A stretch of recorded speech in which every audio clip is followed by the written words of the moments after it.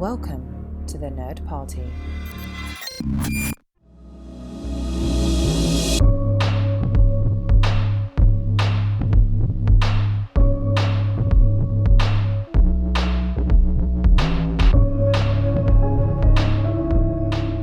Hello everybody at home and welcome to Houselights, House of Kubrick. That's right, we're taking on the master Stanley Kubrick and we're focusing on his films from the 1960s. And we are starting tonight with 1960 itself, with Spartacus.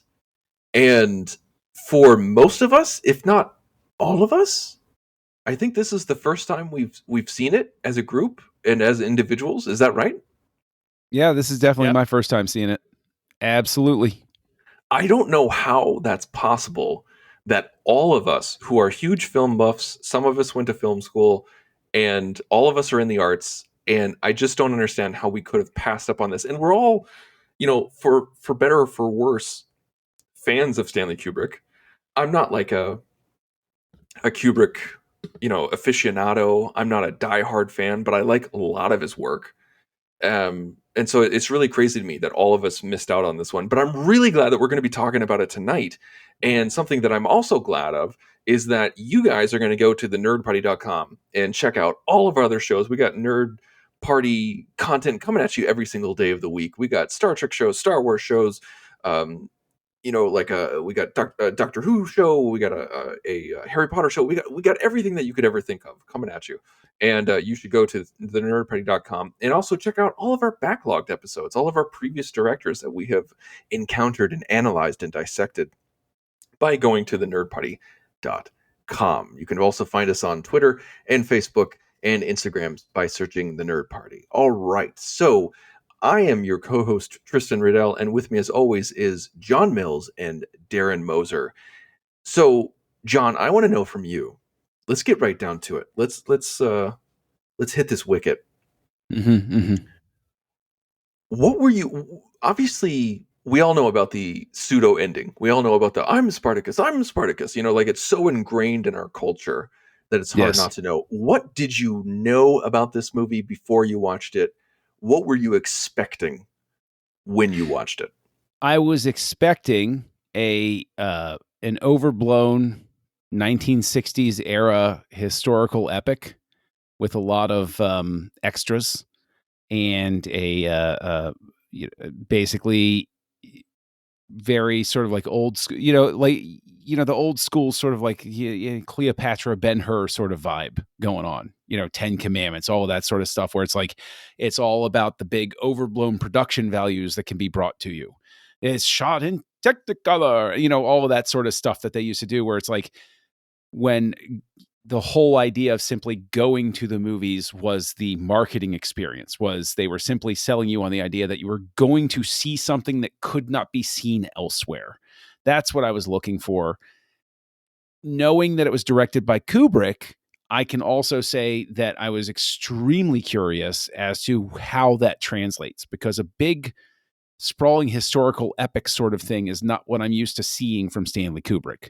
I'm used to seeing much more small, personal sorts of stories, things that are much more contained, much more along the lines of The Shining, or even Dr. Strangelove. It's a defined cast of characters. Eyes Wide Shut. I don't talk about that movie. Full Metal Jacket, that sort of thing. Like, it's very focused, it's very controlled, it's very contained. So I was very curious to see what we would see about Kubrick reflected in something on that massive a scale, because even 2001 is interstellar travel, and it's still basically two dudes floating around for a while in space. And it's like, that's a very contained linear sort of thing. And that movie is actually still going on. It's never finished. It's if you started it on your DVD player, it's still running. Actually, very true, because I consider 2010 an underrated sequel. And so if you work those two together. 2010 is a lot of fun.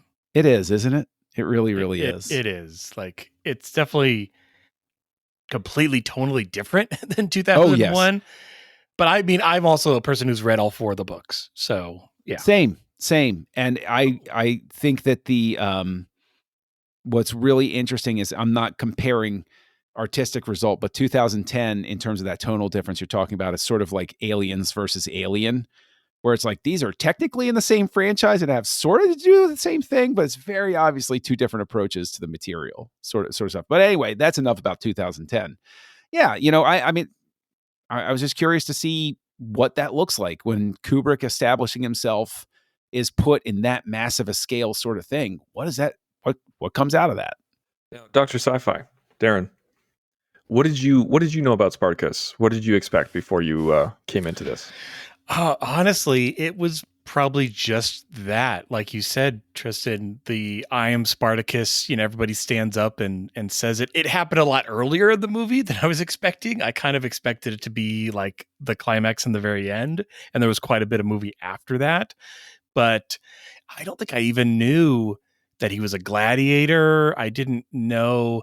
I mean, it's been several years since Gladiator came out. And obviously when that movie did with Russell Crowe, and there were a lot of references and talk about Spartacus because it's kind of the other big budget gladiator type movie. But it's been so long since then. Yeah, I didn't know practically anything. Although I did know that the running time for 2001: A Space Odyssey is less than Spartacus. So if you're going to make jabs about movies still playing, Tristan. Well, okay. While you are technically right, which is the best kind of correct. How long does it feel? Exactly. Yeah, exactly. I hear you. How long does it feel? Spartacus doesn't feel anywhere near as long as 2001. Like whenever you watch 2001, you just feel like the life is being sucked out of you. But Spartacus at least has. There's a preview of the rating that Tristan will be bringing to our 2001 discussion in a few episodes. 4 weeks time. Way to tip your hand there, Tristan. I'm hoping I get a different experience upon this rewatch. Hey, listen, Christopher Nolan loves the movie, and therefore you should too. But anyway, yeah, I mean, Spartacus is interesting too because like we're talking about the length and everything, and I think it's been released in 3 different lengths. There's like the original theatrical, then there was a re-release that was like 23 minutes shorter, and then when they did the restoration in 1991, they added those 23 minutes back in, and then added 5 more minutes. So the version we all saw was the complete extended version, as they would if they released it today. This would be extended version on Blu-ray only, sort of thing. Yeah, okay, exactly. Okay. I'm just going to jump right into that. I'm going to jump right into it since you brought it up. One thing, I'm so glad that I got to watch the 4K version, HDR, fully complete extra edition. Vista Vision for days. Vista Vision for days. I got to see that edition, and it was beautiful. It was absolutely beautiful. It was a beautiful remaster.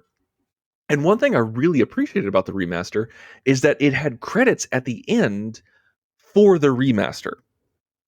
Like it said, the 1991. They're kind remaster. Of part of the movie now, if you think about it. Yeah, I really like that. I really think that we should do that more often. These are the people that worked on the remaster. Here you go. And then then it had the 4K upgrade. Here are the people who worked on that. I want to know that stuff. I really appreciate that kind of thing.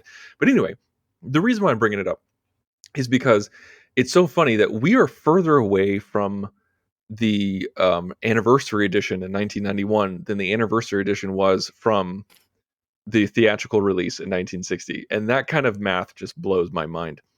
But there was one scene in particular, and I know I'm getting right into it. I should have had a little bit of foreplay first, but there's a scene between Crassus and played by Laurence Olivier and Tony Curtis's character Antoninus.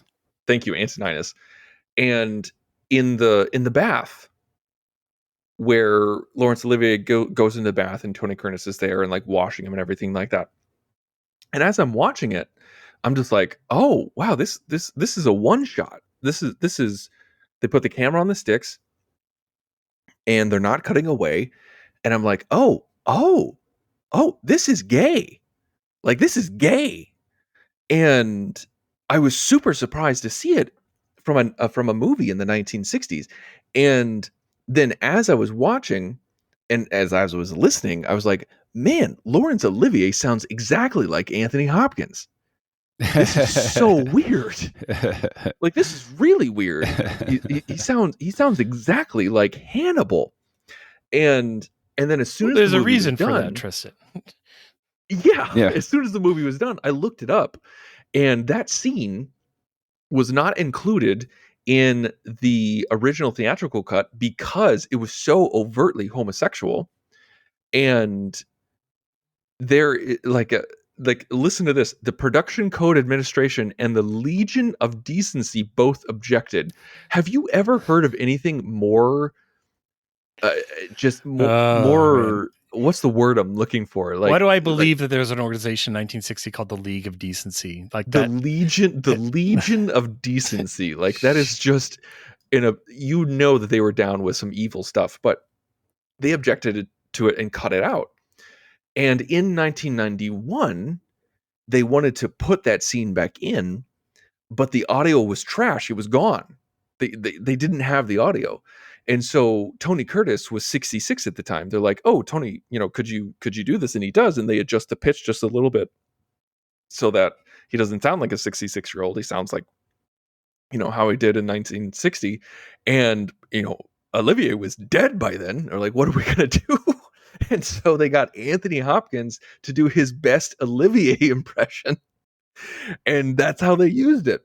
And I just thought it was so fascinating. That's really impressive. Like, that's dedication Right? to restoring a scene. It's like, because I feel like anybody else, I shouldn't say anybody else. It's like in the restoration and remastering of Next Gen. That's like having Brent Spiner do his best Patrick Stewart in a scene for some reason because he couldn't come to the mic.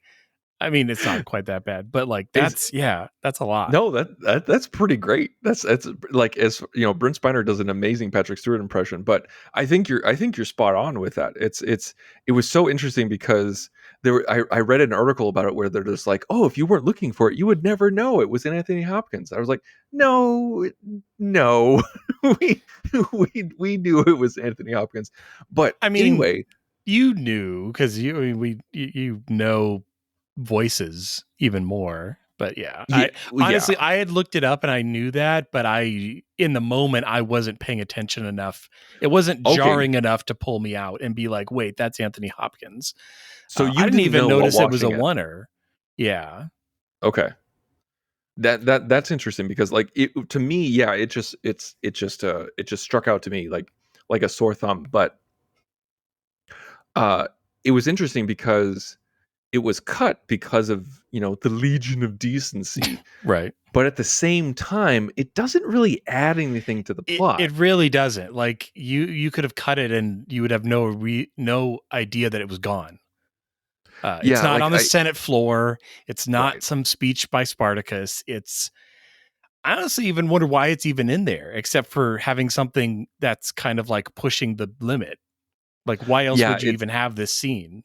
It's very much like gay code in 1960. Well, I mean, the writer is Dalton Trumbo, who was blacklisted during the McCarthy era. And so I feel like this was very much like an FU to the to the establishment done by Trumbo to put that scene in. But I thought it was very interesting. Again, looking into the history of the film, I think that Kirk Douglas publicly speaking out that Trumbo was the author or was the screen writer helped him, like, kind of. I mean, in history, they're saying, "Oh, and that itself caused the blacklist to go away." I'm like, I'm sure it wasn't quite that clean cut, but still, it was a person of, high stature standing up for someone on the list, and I'm sure that had repercussions, which is good because that blacklist is not a good thing. Yeah, not at all. And so I mean, like, it doesn't, like we talked about, it doesn't really add anything to the plot. It's not really needed. It was nice to see in the re-release just because of the history behind it and the way that they brought it about. But it doesn't do really anything add for to the plot. story. Yeah. No, I mean, it's never brought up again. Tony Curtis and Laurence Olivier, like, they don't have that kind of sexual tension again. So it wasn't really needed. But But talking. see, I think this is, I would say needed no, but I think I think people look at the scene through one angle and they fail to look at it from the angle that um, Crassus is. I mean, he's exercising power over a literal slave. He's basically saying to the Yeah. slave, like, this is a really uncomfortable situation. This is basically like a boss coming on to an employee, only even worse. And so, like, that's the angle that I think everybody seems to skip over when they talk about the scene. Like, it's really uncomfortable because what's going on here is basically like he feels he has his little pet trapped, who he obviously recruited to work for him for this reason. And it's like there are some really uncomfortable things from that angle that are completely overlooked. And I actually think it's not funny, but I think it's really in a sense clever the way that the scene resolves itself, where he walks off, he thinks he's got Tony Curtis basically Antoninus cornered, and he's like, oh well, this is just the way Rome is, this is the way you have to be. And he turns around and Tony Curtis is it's almost like there's the Bugs Bunny cartoon dust cloud. Yeah, he's just gone. disappeared. Yeah. And it's like, and he goes off to, and it's like, so I think the scene does work and it's interesting, but I think it's interesting more from that angle than any other. I think you're absolutely right. I never really thought of it that way, but you are absolutely right. I think that's an interesting take and an important take, and I think that alone really gives it the weight to kind of keep it in the film. So you totally changed my mind on that one.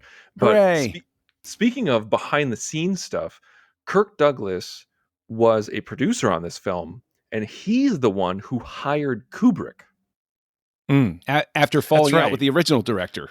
That's After right. falling Kubrick out with the wasn't the original first director. choice. I think it was Anthony Mann, if I'm remembering correctly. And yeah, I think so. The only thing that he directed that made it into the film was the salt mine scene, and everything else was done by Kubrick. So one thing that we haven't asked, so just like Rogue One, a Solo, the very beginning Solo, when they're in the salt mines, Yeah, exactly. So one thing I want to ask you guys, which we haven't asked each other in a very long time, because sometimes we don't get to delve deep into directors because we don't get to, either maybe they're not as well known as some of the masters, or they don't have a distinct style like Wes Anderson. But I think we can ask each other this question now: where do you guys see Kubrick? And I'm going to go first, because where I saw it, because this is 1960. I think Kubrick is like 34 here, 33, something like that. And this isn't his first film. He did a lot of work in the 50s, and stuff that I haven't seen. And so he's not green. At 33 years old, he's not green, and he takes on this epic. And so to me, as I'm watching it, it's right before the revolt, right before Spartacus like loses his mind and just starts going after the slave master. It's where they're walking into the, like, it's not a tent, but like yep. they're walking into the dining area, to the food area. But right before all the slaves and gladiators make it in, the slave master picks up an axe and then throws it into one of the wooden pillars. He's like, picks it up, throws it in there, and so it's sticking out.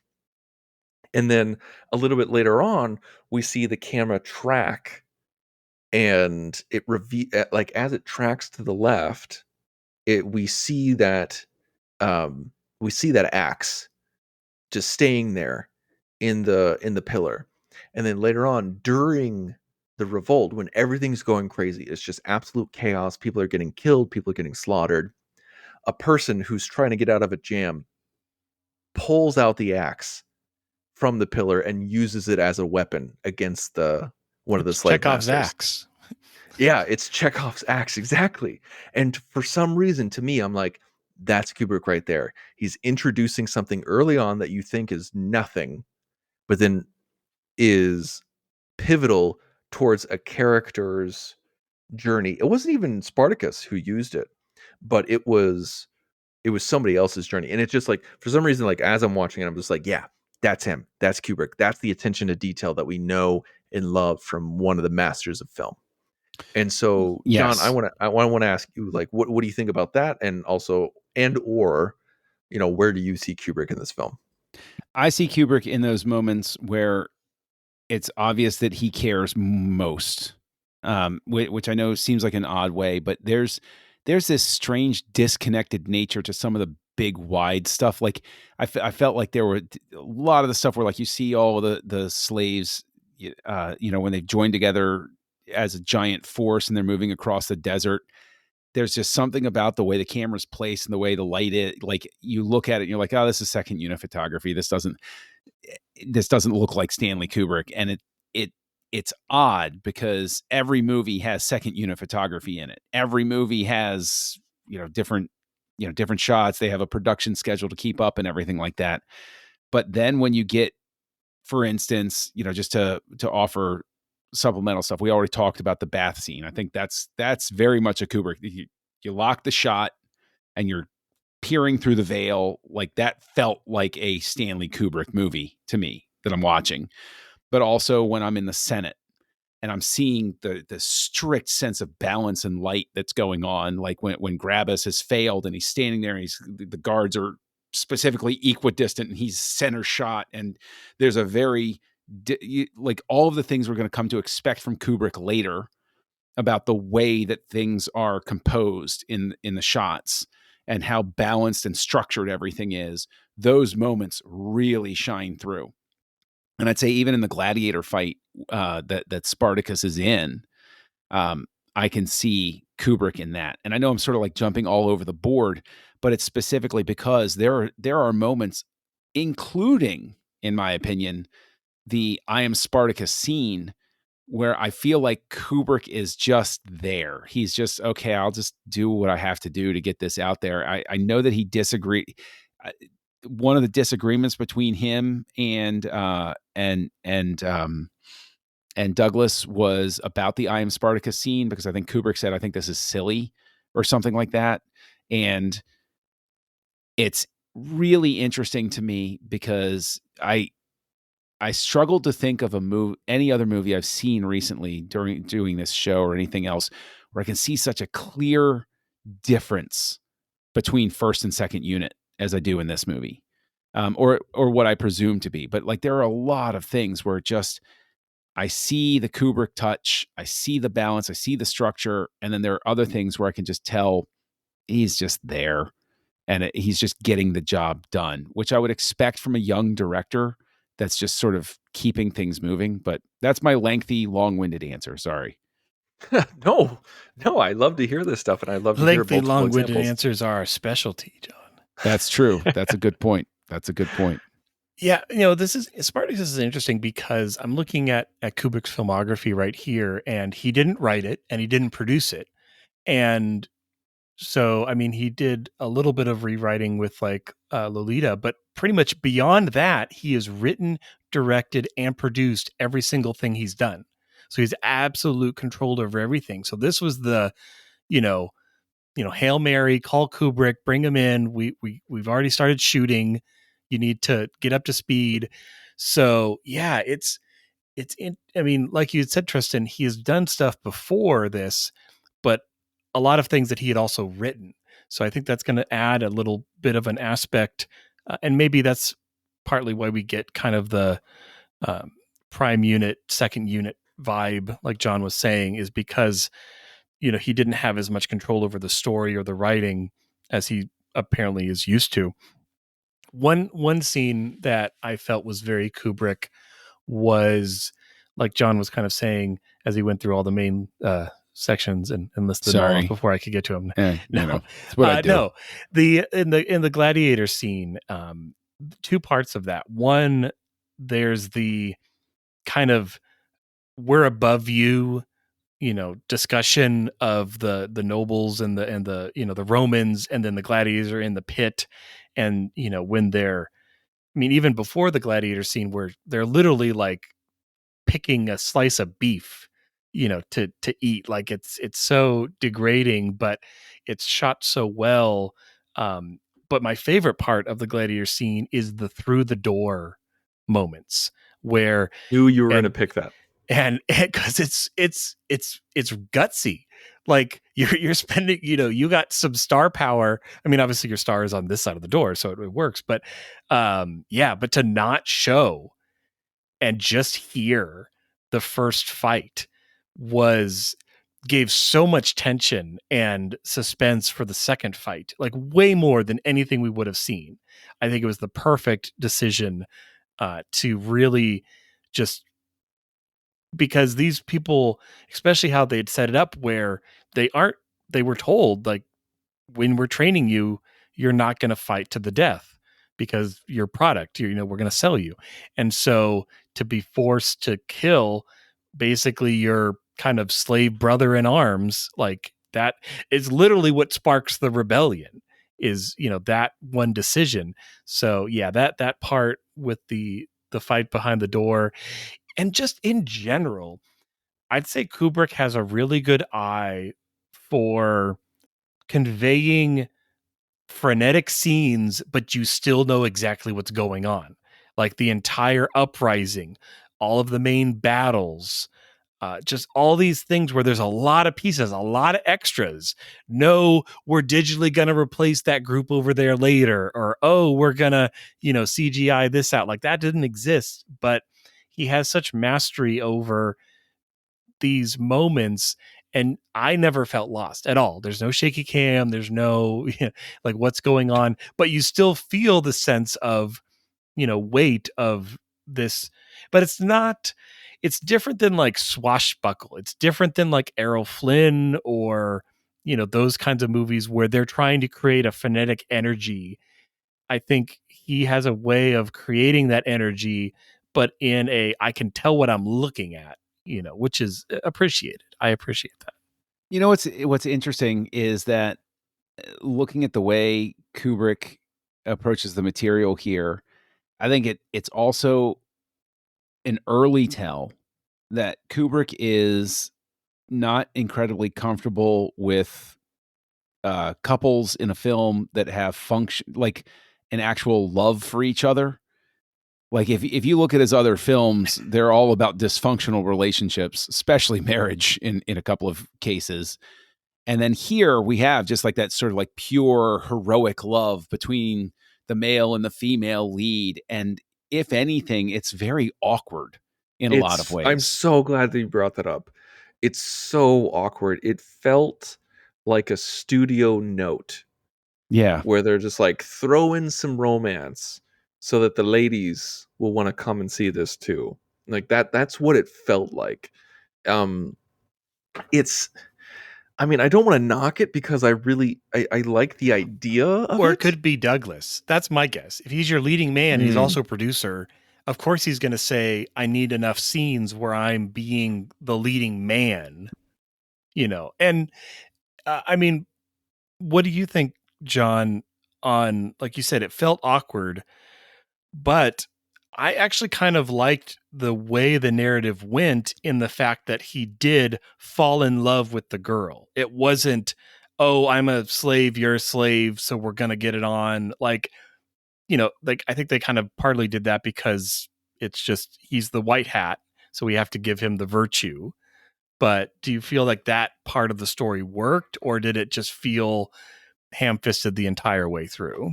No, I did. I thought it was stilted. I thought it was written fine. I just didn't. I think this was one of the parts where I could tell that Kubrick was just backing away from it, and he's like, okay, well, this is part of the script, and therefore it will be in here, and that's cool. But I think that if Kubrick had complete control of the story, we would have seen something more along the lines of they never got together, but she still wept at the foot of his cross because she realized the life they should have had. That's a Kubrick movie to me. There's something really despondently the life unresolved, not had, right? The lost life. I'm gonna agree and disagree with you at the same time, John. Please do. It's what you do. I can tell by the look on your face, Tristan, what you're about to say. So with that in mind, I think I do agree with you that I think it's awkward and that it's weird and that Kubrick had no interest in it because he loves the dysfunction. I mean, just look at his movies. Oh my God. He loves the dysfunction between adults and consenting adults and the and how screwed up marriage can be and relationships can be. But I think what really works is the relationship before the revolt. After the revolt, when they see each other again, that's when it gets weird and like in cheesy 1960s Yes, kind of vibe completely to it. agree. But Completely before agree. the revolt, when like good lord, like this movie did such a good job of recognizing the time of 1960 and showcasing the horrors of slavery without like being able to show you like something like with Amistad. When Amistad, like I wept when I watched Amistad because it shows you the horrors of slavery. And in 1960, you're not able to be as honest and as upfront as you are with something like with Spielberg and Amistad. But with this one, there were scenes of like, Darren, you kind of mentioned this, like when they're like, oh yeah, we're like, you're not going to fight to the death because you're a product. We're going to sell you. Like, oh, like this like in like with this scene with when we first see Crassus, Laurence Olivier, and the women that are with him are saying like, oh well, we want to fight to the death, and they say that they're going to have to fight their brother. Like that's when they realize we have no free will. Like we are nothing but a slave, and The we're a veil product. of choice and freedom was just kind of there in the fact that they were Yes. respected and treated semi decently. Like there were rules, and if you follow the rules, this is what you expect. And then they broke that. They broke that covenant, and then you get rebellion.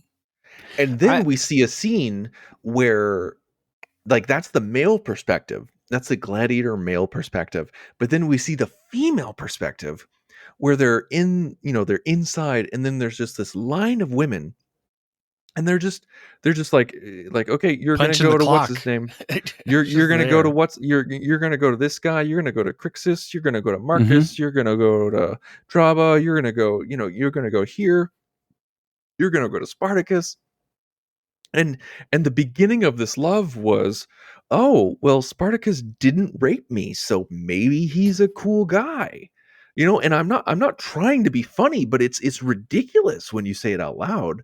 Yeah. And then once we go past that, and Spartacus doesn't want to do this, he doesn't want to treat her like a slave girl.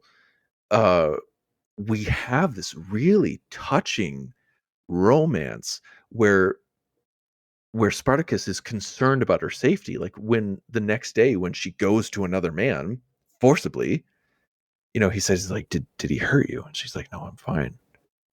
That's their relationship. It's just like this look, this miniature touch. It gives me Princess Bride vibes just from the very beginning act when he's not outwardly saying his love, but the way he acts is expressing as you wish means I love you. I mean, obviously one is slavery and one is not, which is very different. But I think Spartacus is in the same boat where, I mean, gosh, I heard that theme so many times in this movie, that the love, Spartacus theme. They Every really time they nailed were on, that love theme into your oh head. man. But you could tell he was trying to be tender and caring, but he was still caring and tender, but still powerless. He's still a slave. He still has very little say. Yes, I agree with all of this. I agree with what you're saying, Tristan, as well about the relationship works and does have a tenderness to it up until after a certain point. And in the totality, it's that second half that sort of just derails the whole thing for me, because this is a long film. So I'd say like pre-intermission, yeah, okay, you absolutely got a point. Post-intermission, I think we're picking up what I'm laying down, but I'll go ahead and ask that straightforwardly. I would be very curious to see the 1967 re-release version and wonder if it addresses all of these issues, in the sense that if you spend less time sort of dwelling on certain moments, or you get from A to B quicker, if some of these flaws are less apparent. I mean, we're all in love with the idea that an extended or a director's cut is always going to be the better thing. But there are times when it is not.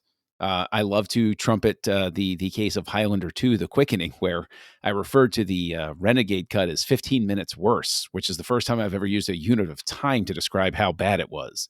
And I think with this, I would be really interested to see that 1967 re-release, because I wonder if that's the one if you that's sort want to of go baked watch into it, people's John, brains. you can. Like, Well, no one's stopping if you. if it's 23 minutes shorter, it's just as long as 2001, so we're good. That's fine. But I mean, seriously, let's just address that head on. Do you think that a shorter cut of this film would resolve some of the shortcomings that we see here? Well, to kind of jump ahead to the end of what I think of the film, I think this is a great film. I think this is masterfully done. I think it's the characterization is great. I mean, Charles Lofton as Gracchus, holy crap! Peter Ustinov as Ustinov won the Oscar with good reason. Yeah, he's phenomenal. I want to talk about Peter for a second, because I knew him first from We're No Angels, which is a Humphrey Bogart Christmas-y movie. And man, the acting chops on this guy, like, you give him any role, you could plug him into any role in this movie and he would soar. And he soars as, I can't even pronounce it, what, Batilius. Yes, that guy. Yes. Ustinov. That's just Ustinov. Yeah, it's easier to say, but he was so good and has that, like, used car salesman of the gladiatorial era kind of charm, where he's kissing butt. He knows he's kissing butt.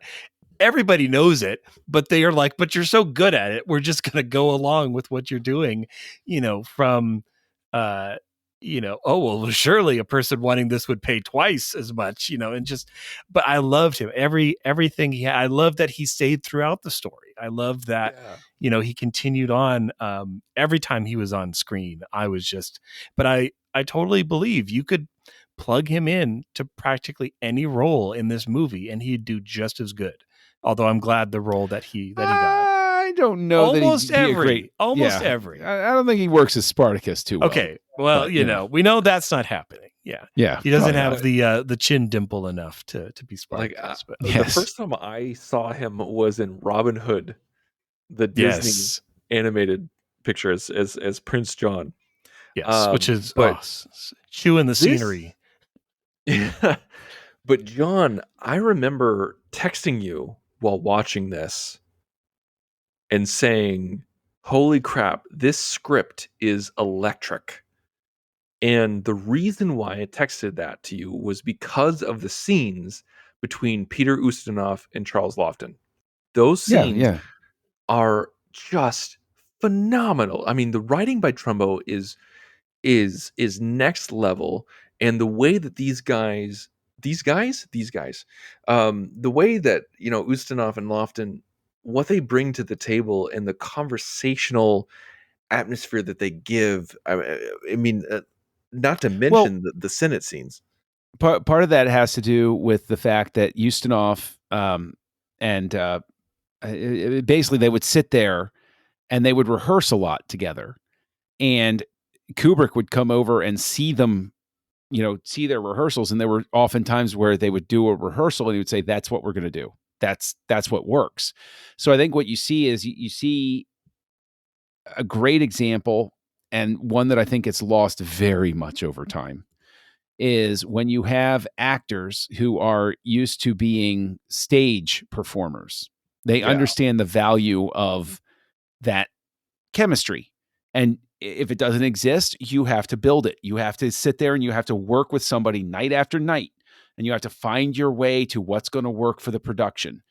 And I think that you get Lofton and you get Ustinov together, and they're old pros by this point, and they know what they got to do to get where they got to go.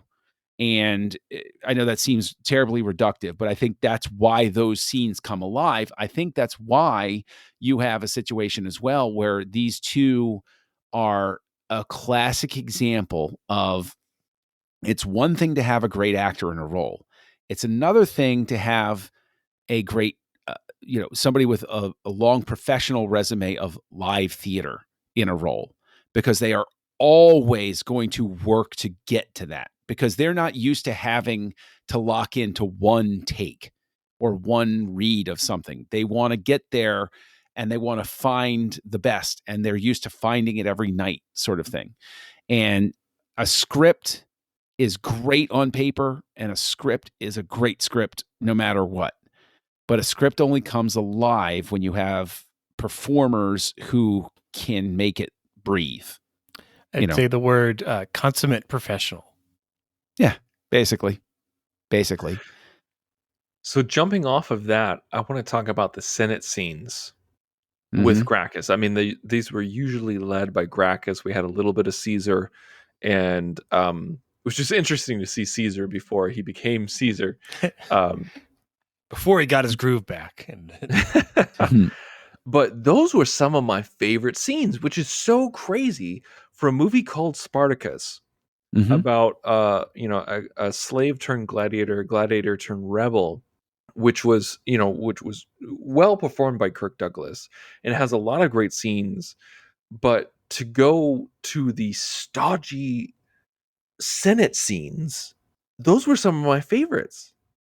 Just the way that it was acted, the way that it was reacted, the way that they held themselves and what they were talking about, and how they had a little bit of mix of the House of Commons in there, where people are snarky back and forth. What did you guys think about the Senate scenes? Darren, what did you think about the Senate scenes? No, I enjoyed the Senate scenes. I was at first I was trying to think, okay, why are we seeing this? Because you initially you'd think, oh, well, I could just tell this story from the point of view of Spartacus, and it's his name is the title, of course. So why are we spending so much time on the politics of Rome in this era? But it hit me that you absolutely have to have that, because, well, one, you're constructing the opposition force against Spartacus, and especially with the way the story ends, where, like, because I mean, Spartacus is like, he's like 90% of the way there to freedom, through, like, he's winning battle after battle, and it's only through the Senate being like, we got to put our money where our mouth is and stop this revolt, this uprising, or Rome is done. And so, yeah, seeing the interplay, I'm not going to march inside the city because that's the rule, and you're in charge of this and I'm in charge of that, and it was really interesting.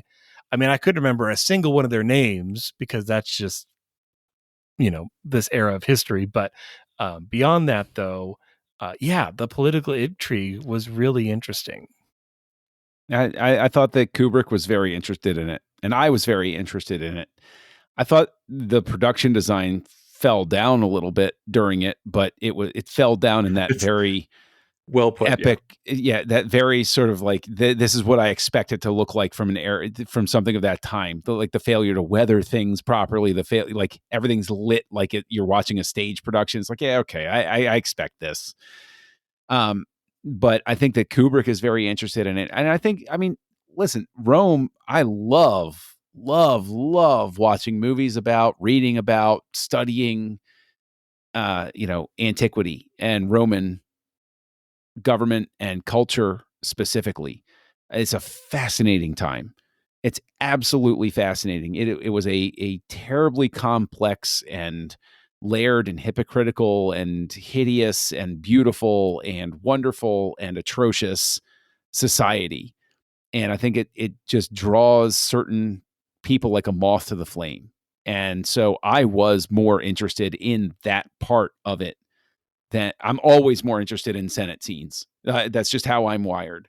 And I think that because there are so many layered relationships going on, and we see the people speaking in the back, and then we have that little tease of having Caesar there, and it's Caesar, and so you get that little giggle of, oh, yeah, we know what he's going to do in a little bit, that sort of thing. Like and you see him as this noble guy where you're like, oh, okay, Caesar was, all right, he was doing all right, and then at the end, it's revealed he's like, yeah, I paid attention to you. I'm going with the tide here, and sorry, and it's like, oh, wow, yeah, okay, that's exactly how it would have been. He would have been a political climber, and he would have known what side his bread was buttered on, and he would have picked the winner. And I think it's very great as well, because by building it, by showing the dysfunction at the governmental level, it's very important to show the stakes. You understand if Spartacus is successful, how primed Rome was even by that point to fall. And why they're so desperate to stop him is because they know that if they don't, they're screwed. They're absolutely screwed. Yeah. And I think there were I think Spartacus was actually the third Servile War or something like that. So like, this wasn't a problem that like came up once. It happened a lot with Rome. And I mean, I could bore everybody to tears, but I will, I can just make some book recommendations at some other point about what great books you can read about, the fall of Rome and stuff like that. But, yeah, I think that the Senate scenes, I think that the wheeling dealing scenes, the backroom scenes, that really pops. That really works throughout the entire film. Well, this movie's so long, and it's so dense, and there's so much to it. One thing I do want to talk about briefly is the music. So I think this was not just that love theme, because I remember it. Not just the love theme, but I think this was nominated, maybe won the Academy Award. I could be wrong, but I was just looking at that. It won like 4 Academy Awards. Yeah. Yeah, it won. Ustinov won Best Supporting Actor. I think it won Art Direction, Costumes, and Art Direction, Costume Design, and Best Cinematography, which is a funny story in and of itself, because the cinematographer was effectively fired, and so Kubrick won the award, but it was given to the other guy. So, hooray for the other guy! And then in the parking lot, Kubrick's like, "Okay, you got something that belongs to me." Well, I think at one point he told, I think it was Russell Meddy is the guy's name. He told Meddy, just sit down and shut up, and I'll do it. Okay, just take the credit. But to be clear, it won Best Cinematography Color, because apparently that was a subcategory in 1960. It was a distinction. That. Yep, it was a distinction. So with the music, I want to say something that's weird. Something that occurred to me while I was watching it. I was perplexed by the music. I didn't like the music, and I was perplexed by it, because as I'm watching it and listening, I'm like, this music is a mixture of the 10 Commandments and the Wizard of Oz. And am I off base here? Does that ring true? It kind of is. Yeah, it's. I mean, it's a long movie. It's got to have a lot of music to fill all these minutes. It needs a lot of it. It's a curious score to me, because it's striving for something that doesn't quite tonally fit the film. And if I were Kubrick, I probably would have disowned it too on that basis. But I think that it just doesn't fit the character of the film. Not overall. And I feel weird saying that, specifically because it's revered. The American Film Institute has it on their list of greatest, or at least it was nominated for their list of greatest film scores. I don't hear it. There are so many things from the time period. Yeah, I know. And I know that people do, in fact, revere this score. They love it. I don't hear it though. And it's just odd. I don't, this very much feels like a score from the era of film where the director didn't pick the composer and didn't have a lot of input on the score. This feels like a score that was done and then bolted onto the movie. Yeah, it does. It does. It's just like, oh, I made a love theme, so let's slap that on there, and then like this is the one that moves like when they're marching through. I totally hear what you're saying. Okay, so like before, as we're rounding third, I do want to get to our ratings because we're at the 50-minute mark, and I feel like even though this movie is super long, I feel like we could keep bringing up stuff about it. I think one last thing on the score, I feel this kind of sums it up. Looking at North's filmography for best score or song, everything is just nominated. Streetcar Named Desire, Rainmaker, Spartacus, Bite the Bullet, Dragon Slayer, everything.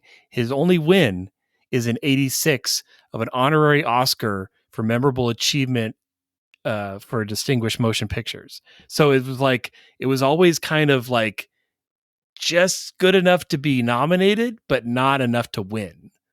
Like through his entire career. He was sort of like Randy Newman until Randy Newman finally won. So at least Newman crossed that hurdle. True. He was the Susan Lucci of film composers. Hey, you're losing me, John. You had me, John. I understand. I know. So one thing that I thought was interesting, and I don't even think we need to spend that much time on it. One thing that was interesting, because when you think Spartacus, you think swords and sandals. You think fight scenes and battles, but we have the gladiator fight, the revolt, and then the final battle. That's pretty much it, right? Mm-hmm. Like, as I'm watching this, I mean, there's a little bit of when they take out the Legion that's up against the cliff, but we don't really see that. We see like the aftermath. Yeah, it's like the very, very tail end. But that's it. You're right. There's like 4 battles in this entire movie. Not even really. It's like 3.5. Yeah, that's true. And for a movie that's this long and kind of like is a man holding a sword, on the poster, you'd think that this would be action packed, but it makes me wonder, like, was this how the book was? Is this how Trumbo originally wrote it, or was this Kubrick where it's just like, no, let's make it more character focused? Did you guys notice that? What did you think? Honestly, I think it's just characteristic of the time. When I go back to the old sword and sandal stuff, it's always here's the big crescendo battle, and then we have a lull and people talking, and here's the big crescendo battle, and then we have people talking. And I think it's just reflective of the time is all. I do. I think for the time, it's a type of pace that you have that you expect from these. You expect an introduction and an intermission, and you're going to be sitting in that chair for a couple hours. Like no editor is going to come in and be like, you know what? I think we could get this to like under 2 hours. We're going to make it fast and quick. No, that's just not what you did in 1960. But see, the one thing that I just wish that they would bring intermissions back. I do. I would be okay with intermissions. If you're going to release a 3-hour plus movie, an intermission is in fact called for. Back then it was called for so everybody could get a lucky strike break and get a couple of smokes before they go into the theater and get a couple of drinks, and go to the bathroom and everything. It was also the days before central air was really a thing, so you had to probably air that joint out a bit. But it was really odd having an intermission again, because I realized that I missed that. I missed that era of film. And I think that we're so slavishly devoted to the idea that it's just got to be unbroken. Let's have an intermission with the next Avatar movie. Go for it, James. Go nuts. Have 3.5 hours, but give me 15 minutes to go stretch my legs. Maybe get another, a refill on my soda without thinking, what am I going to miss? Sort of. Well, and nowadays with the fact that you buy a specific seat, like where your seat is, like it's perfect. There's no reason to not feel free to get up, roam about the cabin, get some more. I mean, heck, movie theaters would love it because they'd sell more concessions. So, just go for it. But to be fair, I understand that the practical reason is because this is back when when a movie house was one giant screen and you played a movie. And now we have, AMC Disney Springs 2012 screens.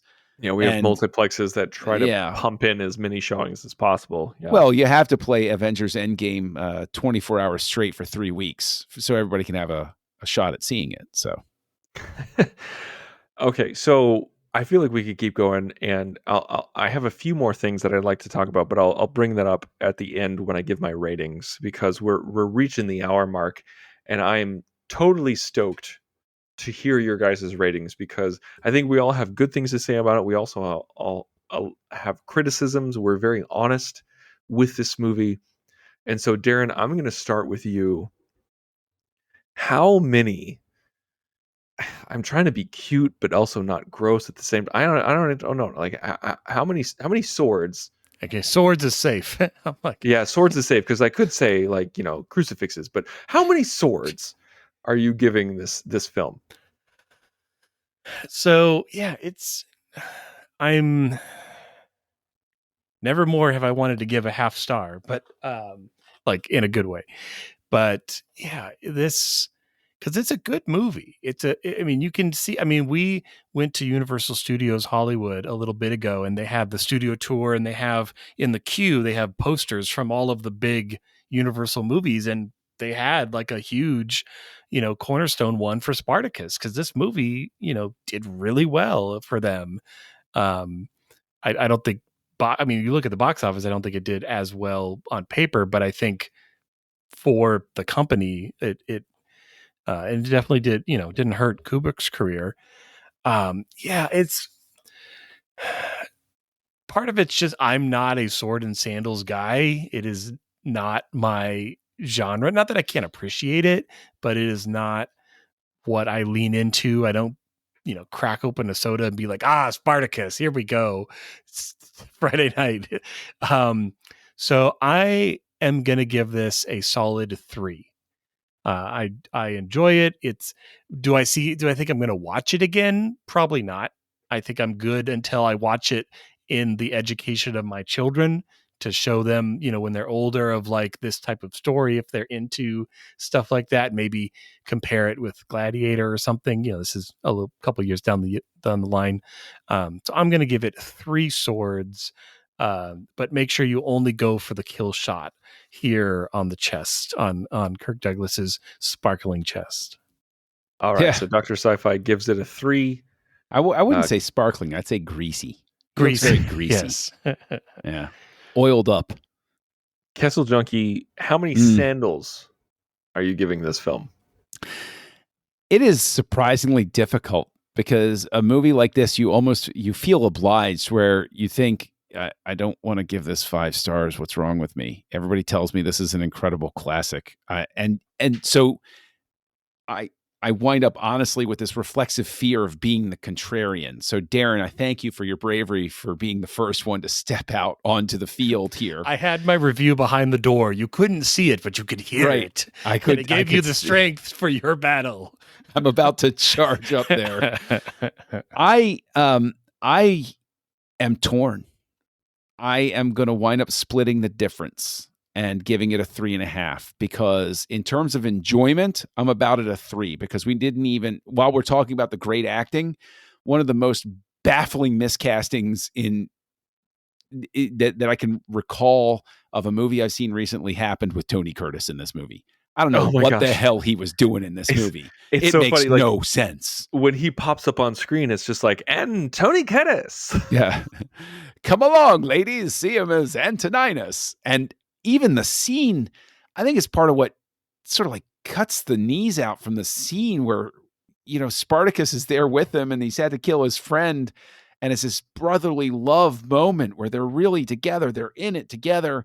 And you're supposed to be feeling really sad. And I'm sitting there and I'm thinking, man, there are a whole lot of other actors from that era that would have done better with this. I don't know. I don't know why Tony Curtis is in this scene. And I feel terrible for saying that, because who am I? People don't know my name. People won't know my name. People know Tony Curtis. So who am I to offer that criticism? But put him with Jack Lemmon in a good comedy. I'll go watch it. But Technically, I think there are things that are just brilliant about how this is shot. The moments where I can see Kubrick, I'm like, damn, he was 34 when he did this. Yikes. That is like, talk about just absolute raw skill and craft and talent on display in the shots that work. Wow.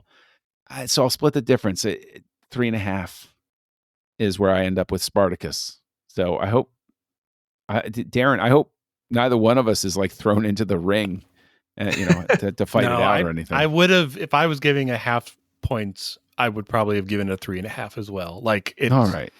Yeah. So we're good. We're good. We'll make Tristan fight to the death. Okay. Yes. Well, you let's and team I up are on safe. it. Let's see what happens. We already know we're going to slaughter him at 2001. Oh, but yes. He's got the trident. I don't think that's not going to work. You don't know what I'm going to rate this. You don't know. So, okay. One thing that really killed the movie not killed, but one thing that really hurt the movie for me was the ending. This was like the Return of the King for me, where I'm just like, holy crap, where is the ending going to happen? There's so many great things happened at the end, like with Tony Curtis dying, with with him seeing his son for the first time, with Crassus discovering Spartacus's wife, like everything, like so many interesting things happen at the end. But once you get past the I'm Spartacus, no, I'm Spartacus, it feels like one long epilogue where you're watching it and you're just like, why is the movie not over yet? And that's a big knock against it. But to me, like, this movie really connected with me. I feel like I watched it at the right time, at the right age, in the right mood. I loved this movie. I loved the performances, but I'm with you, John, about Tony Curtis. The script is the best thing about this movie. The cinematography is fantastic. The music is lackluster. But I feel like where Laurence Olivier, Charles Lofton, Peter Ustinov were all just above and beyond. Kirk Douglas as Spartacus? Yeah, I feel like a lot of people probably could have been Spartacus. But the things that worked really worked, and the things that were didn't kill it for me. Even though, like, Kubrick is absolutely wrong with the I'm Spartacus scene. I literally got chills, and when we fade out on Douglas's single tear, I'm like, God dang it, that's movie making right there. And so I'm giving this a 4.5.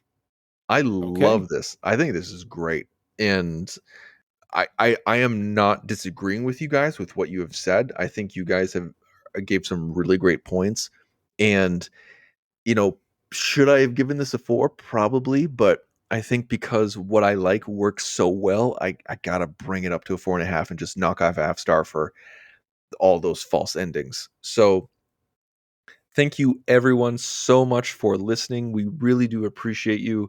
We appreciate you guys emailing us. We've gotten so many emails from you guys for directors to talk about in the future, and we're going to try to get to as many as we can. Remember to go to thenerdparty.com for all of our backlogged episodes, and please tune in next week as we talk about the incredibly controversial and very interesting film Lolita.